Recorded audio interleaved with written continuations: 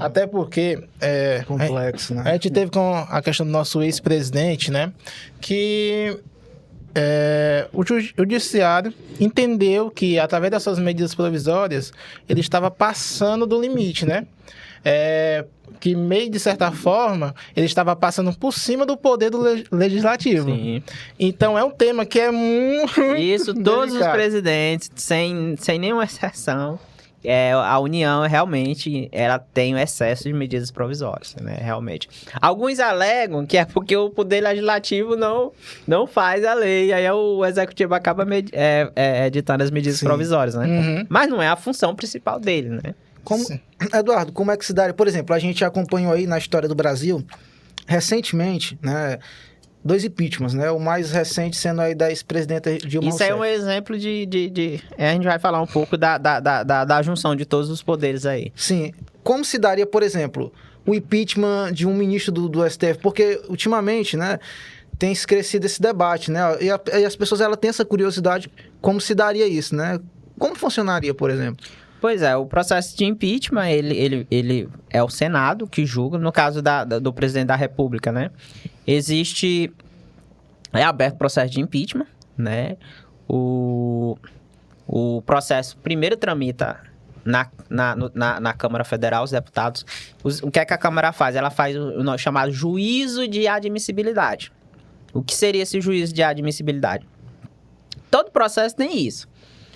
Quando é protocolado um processo, a pessoa vai verificar se aquele processo ele tem uns requisitos mínimos para tramitar.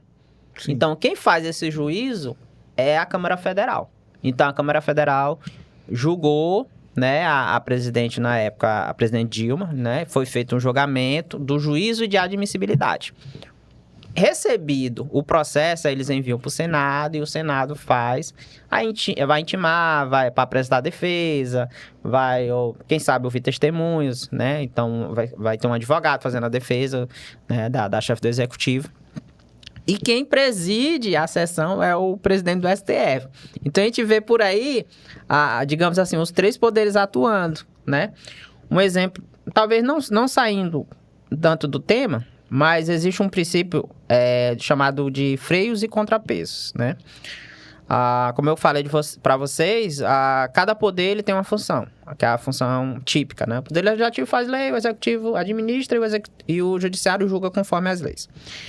Só que a gente vê a questão da harmonia, os poderes são harmônicos e são independentes. Uhum. É até difícil conciliar isso na prática, né? Então, cada um faz a sua função, mas um acaba se intrometendo no outro. Deixa eu ser mais claro.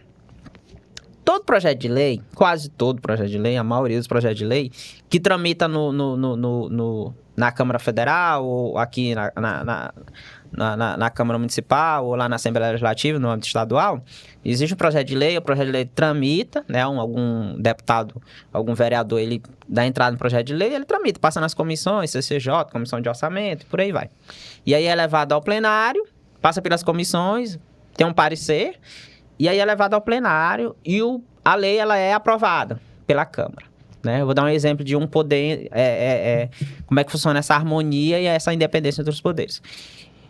Após ser aprovado, ele é enviado para o executivo.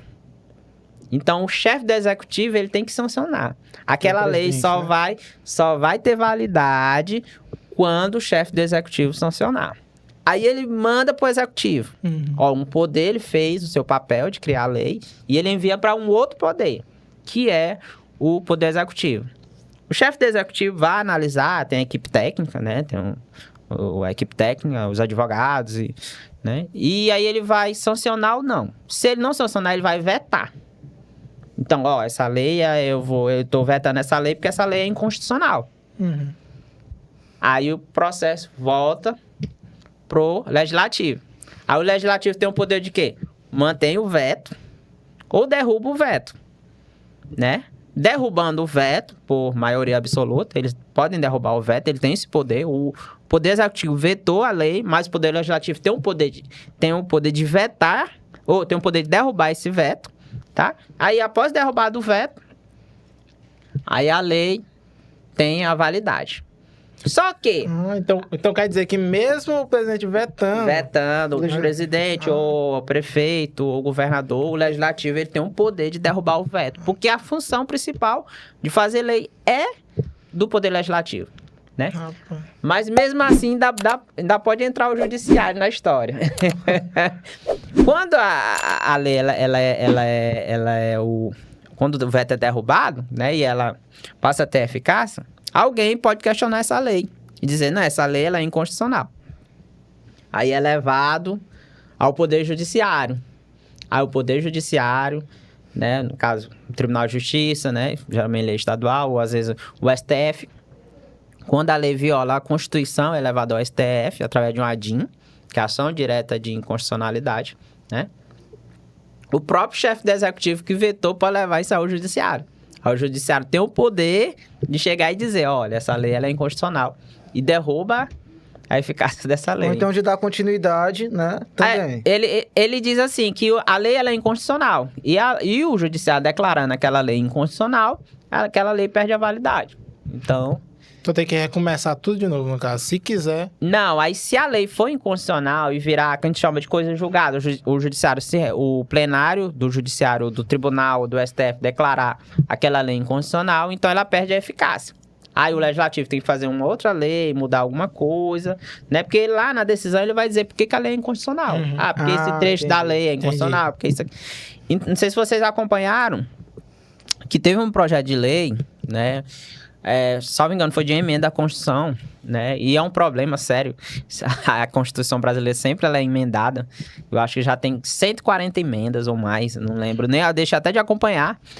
E fizeram uma emenda à Constituição dizendo que uma lei que é aprovada, e eu concordo, uma lei que ela é aprovada nas duas casas legislativas, né, da Câmara Federal e o Senado Federal, né, um ministro do STF, ele não pode ter o poder de derrubar aquela lei. Precisa ser o pleno. E realmente eu concordo. Né? Apenas um, né? Porque antes, até agora, né, eu não sei se já foi sancionado, eu não lembro ao certo, né, vou até me atualizar com relação a isso. Porque antes, um projeto de lei, imagina, um projeto de lei, não estou dizendo que pode acontecer de uma lei ser inconstitucional, né?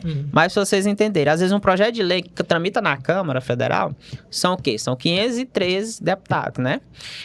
Tramita pelas comissões, as comissões tem a equipe técnica, toda a comissão lá da Câmara Federal tem a equipe técnica, tem os advogados, né? Geralmente os membros da CCJ são pessoas formadas em direito, então tem advogados, tem pessoas que foram juízes, promotores, delegados, então assim, não são leigos.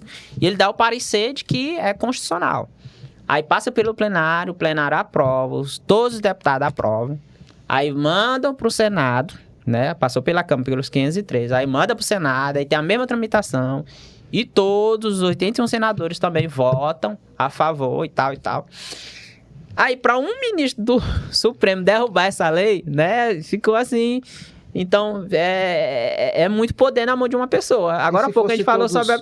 Aí fizeram um projeto de emenda em que a lei só pode ser derrubada através do plenário do STF. Que eu concordo, né? Até porque perdi um pouco a questão do nivelamento mesmo, né? A questão do poder. Porque não pode. A quantidade de pessoas que essa lei passou. 503 deputados, 81 senadores e um ministro do STF para dizer, não, essa lei, com uma canetada. Isso criou uma crise, né?